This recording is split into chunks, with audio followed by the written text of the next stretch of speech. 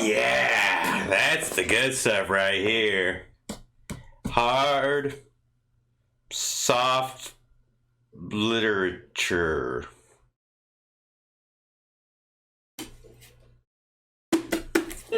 Yeah. I mean, sort of, kind of. I tell you what, I'll check it out. You know, I'm not normally one to destroy books, but I'm just kind of big for it. Hiya folks, Fruit and Doggy here doing another book discussion, and today it is Carniepunk.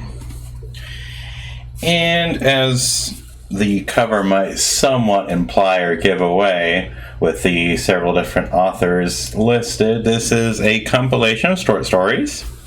It's about 435 pages long, with, I wanted to say, 13 stories in there.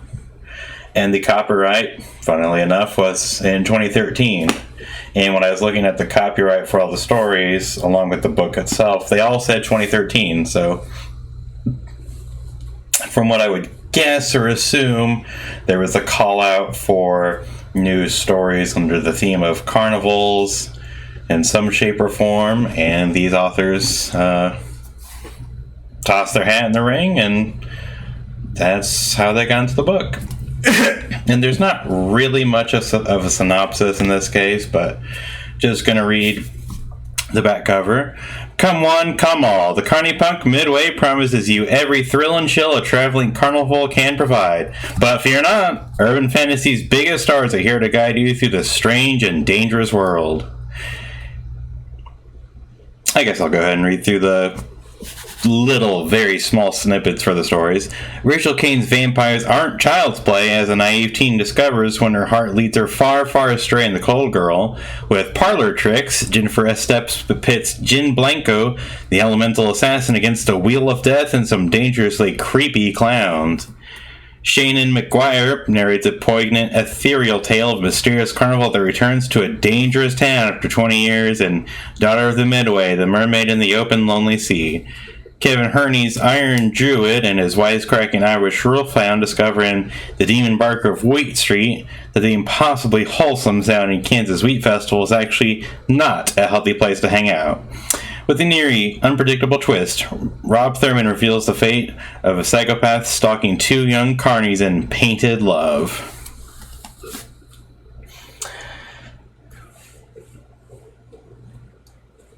Actually, based on this, there's actually 14 stories, not 13. So I think I misspoke there earlier. But what did I think about this compilation? What was my overall impression is I'm kind of glad that I picked it up and read through it. If nothing else, it's interesting to see these different interpretations of traveling carnivals. But I must admit that perhaps because of the reputation carnivals have in general, it was really stereotyped. Had a lot of heavy stereotypes about what carnival folks are like, what carnivals are like to begin with, which, again, there's not going to be a ton of range. It's a carnival, for Pete's sakes.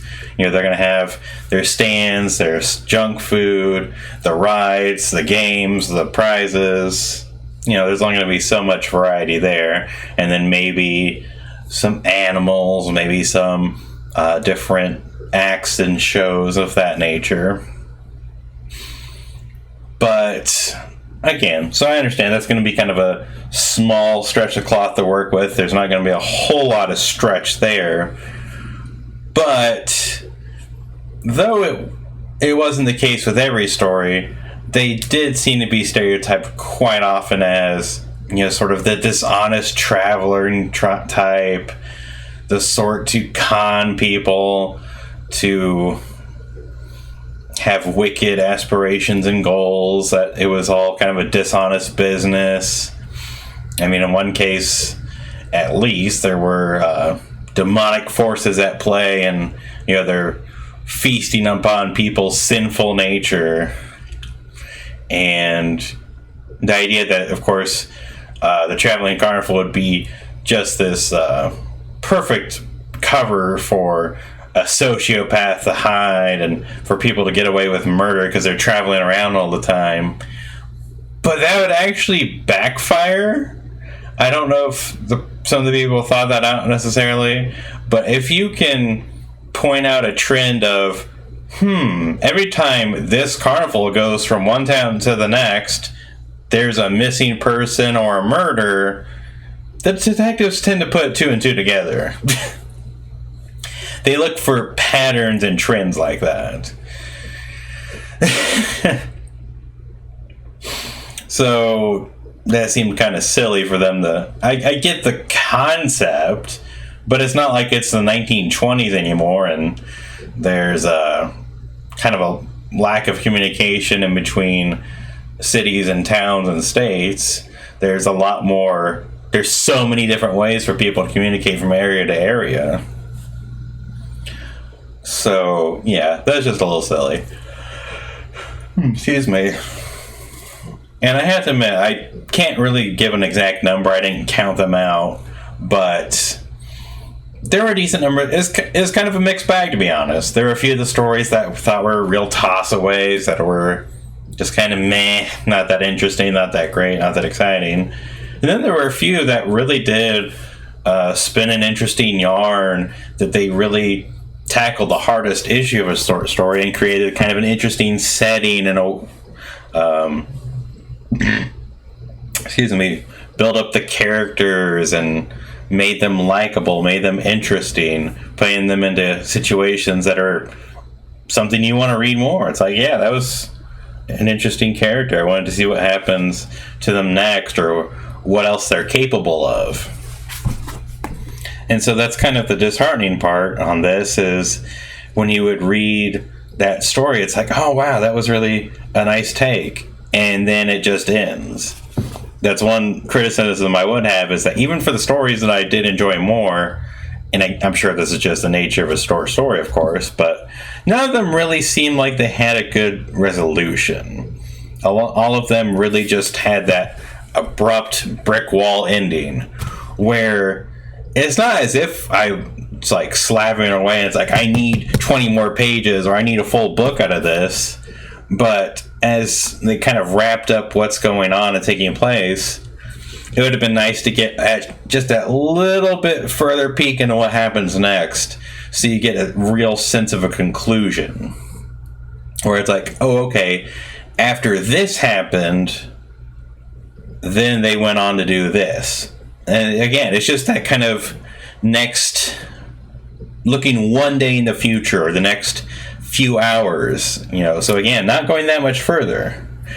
And I don't remember the name of the story. I remember just the general events, so I hope I won't give away too much. But basically, the heroes of the story, the protagonist group, they are able to rescue a group of innocent people, and the way they rescue them, it's not... it's kind of a hostage situation, if you want to put it like that. And, of course, I'm trying to think here. I think almost all the stories had a supernatural flair. None of them were just kind of super creepy real-world events. They all had that slight supernatural flavor to them. But, yeah, this one, in the hostage situation, they were captured memories. And by taking away a person's memories, you basically broke the person into a shell of their former self. So, long story short, they free those memories, they all start spreading out, but it's really unclear on how many people were saved. Did they save only the people that they were interceding on the behalf of most recently? Or did it go back several days/weeks and they were able to save many more people? Or were those people just completely devoid shells and they were broken and nothing could fix them at that point? And of course, there was the matter of they were doing this for a reward. They're kind of a vigilante group, or not hitmen exactly. Soldiers of Fortune, I think, is one phrase for it. Kind of a mercenary group, paid guns for hire. And we don't find out if they get paid. We don't find out if they strike like a huge pay dirt for this job that they took. And that's just a simple example, but it cuts off so shortly after they take out the big bad that you have no idea really what happens afterwards. And, you know, the story didn't start just at, oh, okay, here's the good guys, here's the big bad, let's explain the situation just enough so we find out who they are. It's like they took enough time to build a little bit of backstory so we can get introduced into it, but not enough to wrap it up. I hope that makes sense, what I'm trying to get at there. But yeah, in that case, I really did like the story, but I wish it had further developed and went all the way with it. And again, even that was pretty much true for all the stories I did like, is that it seems like they just cut off as soon as they possibly could so they didn't have to keep writing anymore. And it's like, hey, why put in any more effort? I put in the bare minimum to end the story, so forget it. I don't know, that might seem kind of cynical, but that's how it came across when it happened over and over and over again. And again, it's not like I know short stories inside and out. And that's the thing, is like with any kind of literature, you can bend the rules on certain elements on whether you do or don't include them. So it's not like a short story can't have a resolution, it can't go any further into the ending. But I guess ultimately that's what I have to say about this compilation. Is it's kind of interesting. There's a few novel and creative takes that I enjoyed, but ultimately, if you could kind of envision what somebody would do with a carnival as a writing device or a concept, at least as far as the carnival and the people making up the carnival, really stereotypical, unfortunately. I think that was a hindrance. Now, as far as what actually takes place in the story, they were more creative than that, thankfully. But there's that side. And then even those stories that you might find yourself liking more, it's not going to have a very satisfying ending. So if I had to pull the lever between borrow and burn it, I think I'd lean more towards burn it territory, to be entirely honest. There were a couple stories that would be improved, not even just with the ending element, but really, it's like if they were to maybe string together several short stories and make it kind of a compilation of short stories that almost build up like a chapter and several chapters out of a book. I don't know if I've ever seen that really take place before. That'd be kind of an interesting take on a short story compilation, or a method of writing around a specific, not theme, but a set of characters and situations. But they're like, just instead of one novel, writing out a larger event that takes place, but smaller ones, smaller snippets that build up across a larger work. Just a thought, but yeah, I'd have to lean towards burn it. It's a little bit of a shame. I think there really was a lot of potential here, but I'd say a lot of it was sadly not realized as much as it could have been. But that's just my take. I'm always welcome other interpretations, people who've read the book or are curious about it. But that's going to be all for now, folks. I'll see you around later. And as always, friend Doggy. Yes, there really is nothing quite like curling up with a fine piece of literature, if you know what I mean.